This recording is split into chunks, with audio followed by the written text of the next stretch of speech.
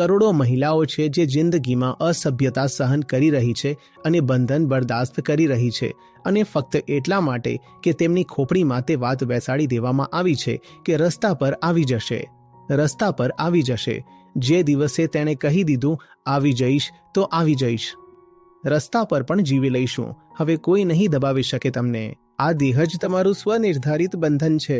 એટલે વેદાંત કહે છે નાહ દેહાસ્મી. બધા બંધનોમાં મૂળ બંધન આ જ છે દેહભાવ. નહીં તો માછલી જેવા થઈ જાઓ ને.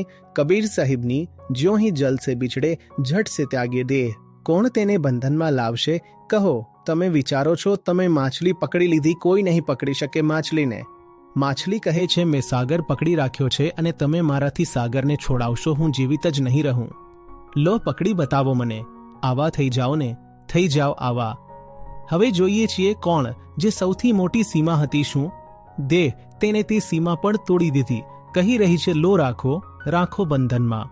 કેવી રીતે રાખી લેશો બંધનમાં? હવે જોઈએ છીએ કોણ રાખી શકે છે, તમને દબાવી શકે છે.